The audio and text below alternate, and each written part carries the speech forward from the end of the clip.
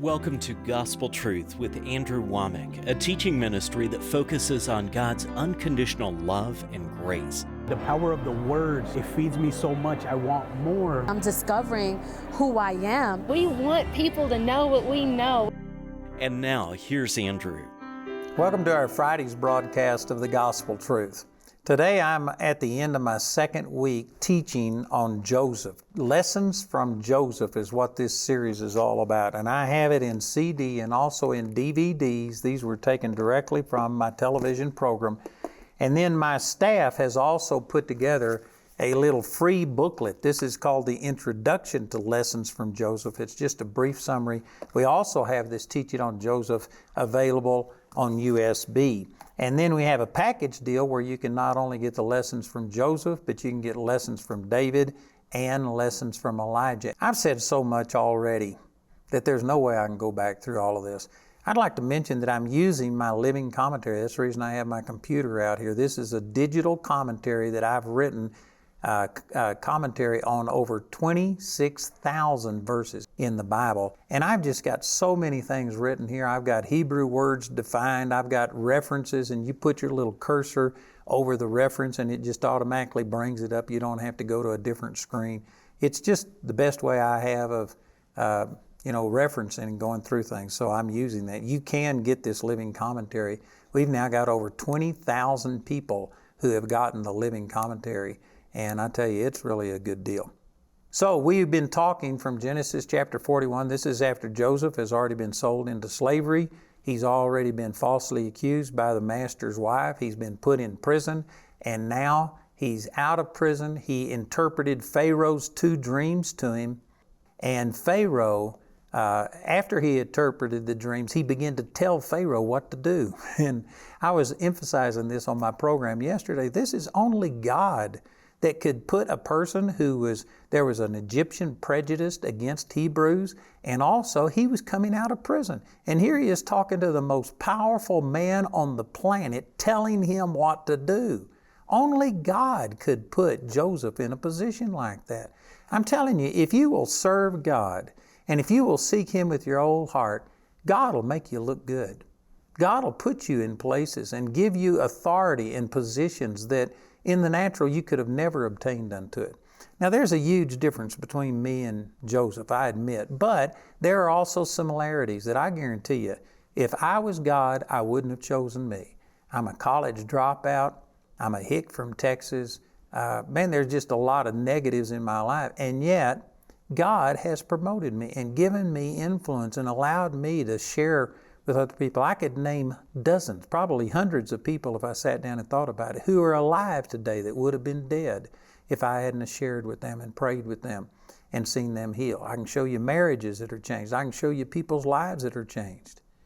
And so there are some similarities in the sense that, here I came and God has blessed me and God has made me look good. I had somebody just recently saying, "How did you do all of this?" And I said, I don't really have a clue. I've often said it's like me being in a roller coaster and all I am is strapped in and holding on for dear life. I am not controlling what's happening. I'm just seeking God, and God has given me the opportunity to influence and touch a lot of people's lives. God will make you look good if you'll seek Him.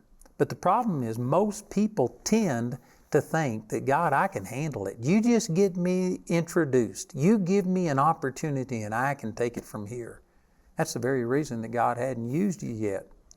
For a number of reasons. One of them is He loves you too much to give you an influence and put you in a position of leadership. I guarantee you just got a big old target painted on you. Satan is going to come against you, trying to destroy you. And if you don't have the character to be able to handle the promotion that God gives you, it would hurt you. And so one of the reasons God doesn't promote you is because He loves you too much. But then He also loves the people that would be underneath you, and He doesn't want you to become a bad example and discourage other people. So it just takes time for God to work, but if you will allow it, God will put you into position just like Joseph, where He promoted Joseph, and here's Joseph telling the most powerful man on the planet what he should do. I love that. Only God could do that. And in verse 38, Pharaoh said unto his servants, Can we find such a one as this is, a man in whom the Spirit of God is? And Pharaoh said unto Joseph, Forasmuch as God has shown thee all this, there is none so discreet and wise as thou art. Thou shalt be over my house, and according to thy word shall all my people be ruled. Only in the throne will I be greater than thou. And Pharaoh said unto Joseph, See, I have set thee over all the land of Egypt. And Pharaoh took off his ring from his hand. The ring is how he would seal things. It was his official document. It was like a notary or something. It was official. And he took his ring off and gave it to Joseph, put it upon Joseph's hand, and arrayed him in vestures of fine linen, and put a gold chain about his neck.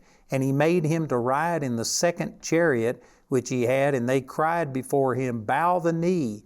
And he made him ruler over all of the land of Egypt. And Pharaoh said unto Joseph, I am Pharaoh, and without thee shall no man lift up his hand or foot in all the land of Egypt. Man, this is just nearly too good to believe. If this wasn't in the Bible, you would think surely this is some kind of a story that somebody made up. How could a person come from the pit to the palace in just an hour's time? How could somebody that Pharaoh had only known just a matter of minutes? It probably didn't take over 20 minutes for him to tell his dream and then Joseph to interpret it, and Joseph gave him these instructions. And in 20 minutes' time, he was willing to turn over the reins of the entire nation to a man that he had only known for 20 minutes, who was a person that the Egyptians despised and who had come out of prison. I tell you, this is miraculous. This is amazing. This is only God. And I'm telling you that, brothers and sisters, every one of us, God has a plan for your life just as surely as He had a plan for Joseph's life. And you may not see it. Joseph didn't see it for 13 years. There wasn't one single positive thing. Everything looked like it was going against Joseph. But he held on to those dreams that God gave him. And then, boom, like that, he went from the pit to the palace in just overnight.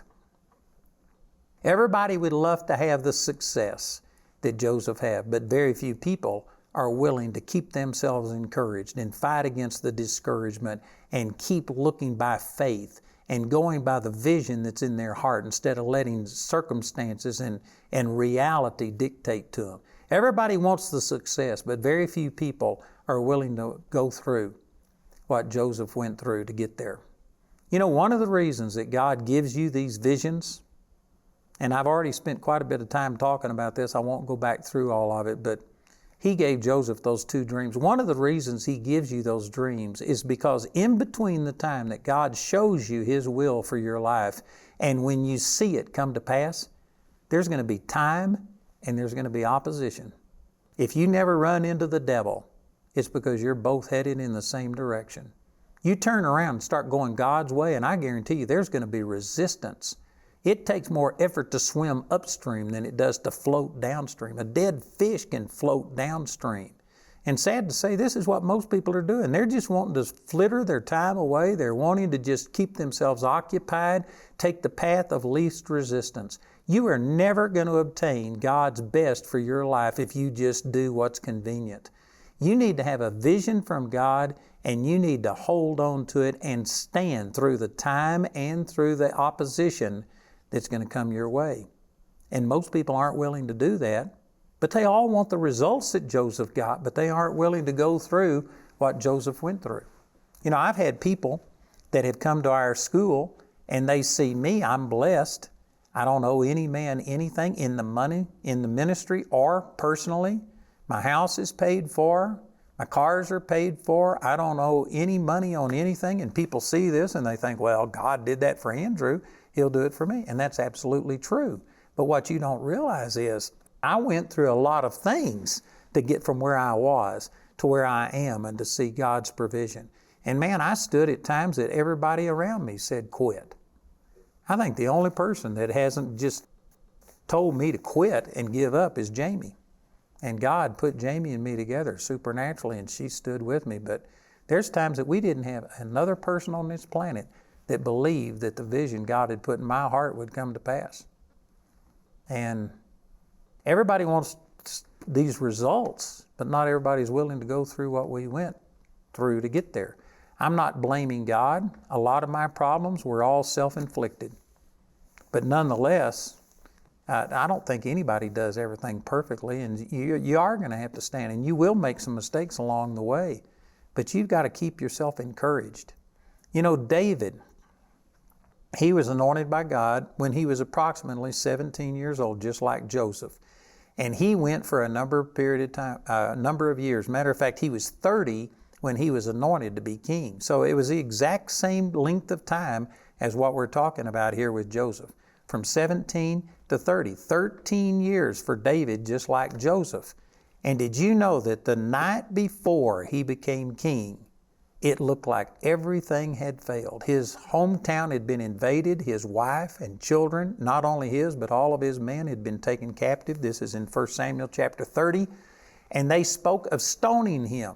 For 13 years he had been faithful, and yet everything looked like it was going against him. And his own men spoke of stoning him, but it says there in 1 Samuel chapter 30, but David encouraged himself in the Lord his God. He encouraged himself in a situation where his wife and children were taken captive, his city had been burned, his own men were in treason, in revolt, and they were thinking of killing him, and he encouraged himself in the Lord. And within 24 hours, he was king. His vision came to pass. But he was right up against it, and he was just about to quit, or he was tempted to quit. It says in the previous verse that he cried until he had no more power to weep. This was not something that just rolled off of his back. It was a severe test, and yet he stood, and he encouraged himself. I'm speaking to people today that you've got dreams in your heart, and yet it looks like none of them are coming to pass. And you're in a position right now. Are you going to quit? Are you going to give up? Are you going to say, well, I can't do it. God, it's too hard. Are you going to get bitter at God? God, it's all your fault.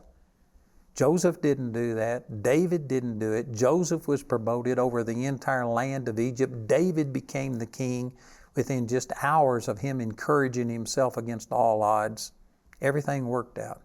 Everything's going to work out for you if you don't give up. In Galatians chapter 6, it says, in due season we reap if we faint not. But man, that's a big if. And sad to say, most people faint. There's a scripture that says, if you've run with the footmen and they've wearied you, what are you going to do when the horsemen come? Did you know what that's saying is, if these small things have worn you out, and if you're going to give up over these small things, what are you going to do when something big really happens? And again, if God has destined for you to be in a position of influence and leadership, I guarantee you the moment you get there, you are going to be attacked. You're going to have people come out against you. They shoot for the officers, not for the enlisted people. And I can guarantee you got a big target drawn on you. And if you can't handle the situation you're in right now, you'll never be able to handle it when God promotes you and things work out. I think that's one of the reasons it took 13 years for Joseph from the time God gave him these visions until he stood before Pharaoh, because it just takes time to work that kind of integrity in you. Man, that's really powerful. So in verse 44 again, he says, no man is going to lift up his hand or his foot in all of the land of Egypt without Joseph's approval. That's amazing. Coming from being in the prison to you rule over millions and millions of people. They can't do anything without your permission. That is phenomenal. In verse 45, it says, and Pharaoh called Joseph's name, and I'm not even going to try and pronounce that name. But anyway, it's an Egyptian name, and he gave him to wife, and I'm not going to try and pronounce her name. But this woman was the daughter of Potiphera, I think is the way you pronounce his name, priest of On, and Joseph went out over all the land of Egypt. And Joseph was 30 years old when he stood before Pharaoh, king of Egypt, and Joseph went out from the presence of Pharaoh and went throughout all the land of Egypt. Now compare this with Genesis chapter 37, I believe it was verse 2, where it says that Joseph was 17 years old when these dreams came. So this right here says he was 30 when he stood before Pharaoh. So that's 13 years since God gave him the vision And for 13 years, not a single thing looked good. He was just taking one step down after another, going from being loved of his father to rejected by his brothers to sold into slavery to being lied about and falsely accused of rape, put in prison, and then the guy that he helped get out of prison forgot him and for 2 years just totally ignored him. All of these things looked like just a cascade of failures and nothing was working. I can guarantee you there's people watching this program that have had less happen to you than what happened to Joseph, and yet you have convinced yourself that the world is against you, nothing is working. Joseph had more reason to complain and to get bitter and into unforgiveness and to quit and get depressed than any of us have. And yet he didn't take it. Here's a little sideline. But did you know today there is more depression than there has ever been as far as I understand? I've even read some things that they talk about how many people are now diagnosed with depression and take medication for depression, and it has skyrocketed. It's exponential, the increase. And yet, I don't believe it's because situations are worse. It's because people are not as strong. People have become lovers of themselves. People have indulged themselves, like it says over in 2 Timothy chapter 3, that they are lovers of their own self. They're lovers of pleasure more than lovers of God. And used to, people had something that was bigger than them. Did you know in World War II, there were people that literally laid their life down knowing that they were going to die? Jamie's uncle, my wife's uncle, she was named after him. His name was James. And he was in the first wave that hit the beaches of Iwo Jima. And they told them that probably the first 5 waves, there was 1,000 people in each wave, the first 5 waves would probably not survive. They were just using them to draw the fire from all of the Japanese, and probably the first 5,000 people would all be killed, but they had to do that in order to get the first person to set their foot on the beach. And he contacted his family knowing that he was probably going to die because he was in the first wave, but he was willing to give his life and lay his life down. He had a cause that was bigger than himself. But did you know what? The people today, there's not very much that's more important to anybody than themselves. There are very few people that would lay down their life today. And that's one of the reasons that God can't promote you, is because you couldn't handle it. I can guarantee you, you get promoted, you're going to become a target, and Satan's going to fight against you, and you would sit there and start licking your wounds, and you would just fold like a $2 suitcase because you don't have any integrity. I'm not saying that to criticize. I'm saying it to open up our eyes. If you want God to use you, become usable. And quit praying about God just promoting you and thinking about how it advances yourself, and think about how you can serve other people. And here, boy, this is one of the great things that I want to point out right here. In verse 47, it says, "And in the 7 plenteous years the earth brought forth by handfuls. And he gathered up all of the food of the 7 years which were in the land of Egypt, and laid up the food in the cities, the food of the field which was round about every city laid he up in the same. And Joseph gathered corn as the sand of the sea very much, until he left numbering, for it was without number. And unto Joseph were born 2 sons before the years of famine came, which his wife, the daughter of Potiphera, priest of On, bare unto him. And Joseph called the name of the firstborn Manasseh, for God said, He hath made me forget all my toil and my father's house. And the word Manasseh means forgetting. In verse 52, "And the name of the second called he Ephraim, for God hath caused me to be fruitful in the land of my affliction." And the word Ephraim means fruitful. And so in verse 53, "And the 7 years of plenteousness that were in the land of Egypt were ended, and the 7 years of dearth began to come, according as Joseph had said. And the dearth was in all of the land, but the land of Egypt there was bread. And when all the land of Egypt was famished, the people cried to Pharaoh for bread." And anyway, because I'm running short on time, I'll just take this up next Monday. But let me point this out, that Joseph was 30 years old when he stood before Pharaoh. So that means 13 years he had been faithful. But again, you could look at it this way. What option did he have? As a slave, he couldn't do anything. As a prisoner, he couldn't do anything.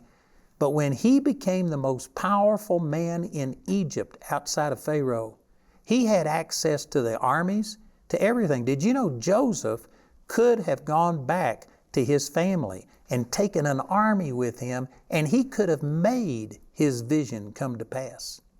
But he didn't do it.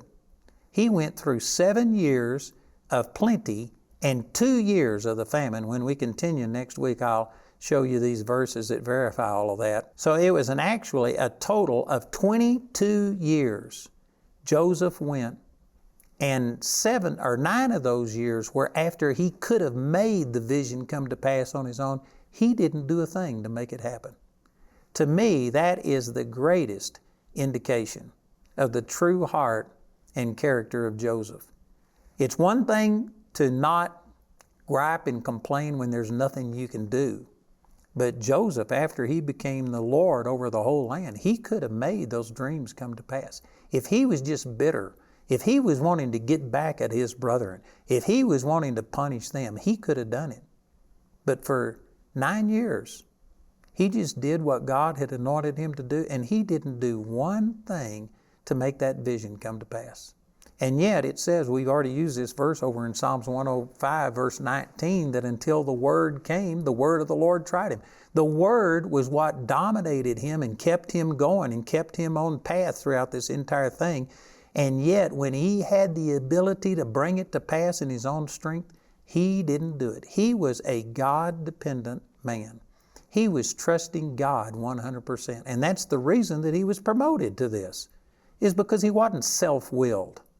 Man, there's 1,000 scriptures on this, but Proverbs chapter 3, verse 5, trust in the Lord with all of your heart and lean not unto your own understanding. In all of your ways acknowledge Him, and He shall direct your paths.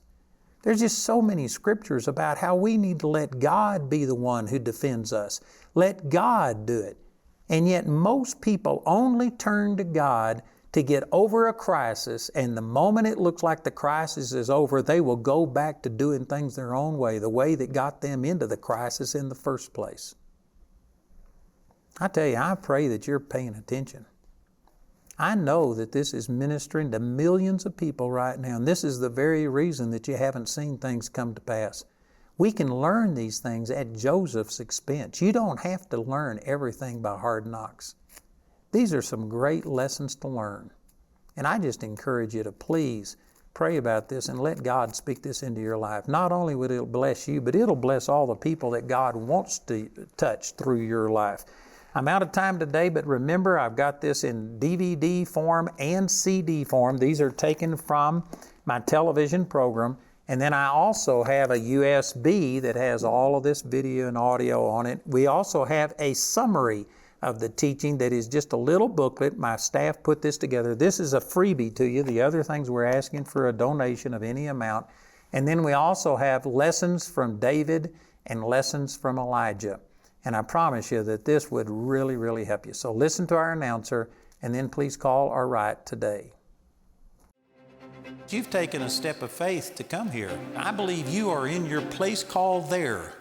I'm going to show you how to think properly about what we should be doing with our finances and what we should be doing to see an impact for the kingdom of God.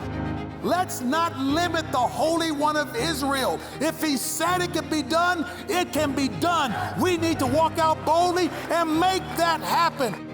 We need to talk about how we can get better as men. How do we grow? How do we advance? I believe that God brought us here for such a time as this. This is going to be a life-changing experience for you.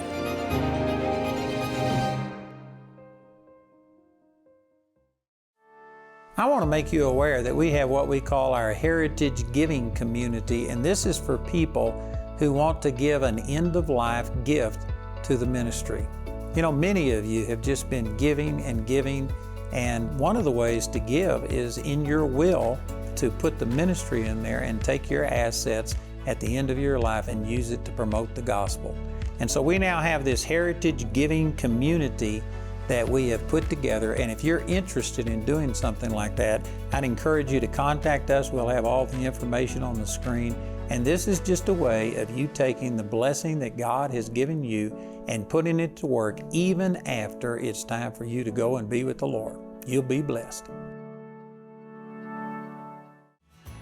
Did you know Andrew Wommack Ministries is on Facebook, Twitter, YouTube, Instagram, and Pinterest? We pray that we can bless you with the Word of God wherever you are in the world on any of these platforms. Follow Andrew on social media today.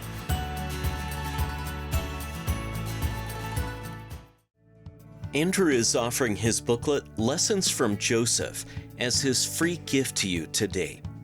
This offer is limited to one free booklet per household and is available in the US, UK, Canada, and Australia. Contact us today to receive your free booklet. Once again, I would like to encourage you to please get this teaching on Joseph. We have it in DVD form and CD form. We also have a USB that has all of that on there, and my staff put together a little brief summary of this entire teaching. This teaching on Joseph is just powerful. It'll change your life. And then we have a package deal where you could also get teaching lessons from Elijah and lessons from David. If you'll listen, our announcer will give you all of that information, and please call or write and receive these materials today. Andrew's complete series, Lessons from Joseph, is available in either a CD or DVD album or as a USB made from our daily television broadcast. Each of these valuable resources is available for a gift of any amount when you contact us. This entire series is also available for audio download, absolutely free from our website. Or you can get these products as part of the lessons package in your choice of either CD, DVD, or USB from Lessons from Joseph, Lessons from David, and Lessons from Elijah. Also, this package will include the Lessons from Joseph booklet. These teachings will give you the chance to learn from the successes and mistakes of three very powerful but very human men of God. The Lessons package has a catalog value of $110, but you can receive all these valuable resources today for just $80. Go to awmi.net to see all the ways you can get these products. We also want to remind you of Andrew's Living Commentary software. The Living Commentary includes more than 50 years of Andrew's Bible study notes and personal encounters with God. Get Andrew's Living Commentary today for $120. We want to say a special thank you to the grace partners of Andrew Wommack Ministries. Your gifts make it possible to put free ministry materials into the hands of many people in need. If you're not already a grace partner, we ask you to pray about becoming one today. You can become a grace partner through our website at awmi.net. While there, you can discover more product details and download additional free resources. You can also order resources or receive prayer by calling our helpline at 719-635-1111. Our helpline is open 24 hours a day, 7 days a week. To write us, use the address on your screen. We appreciate your generosity and hope to hear from you today.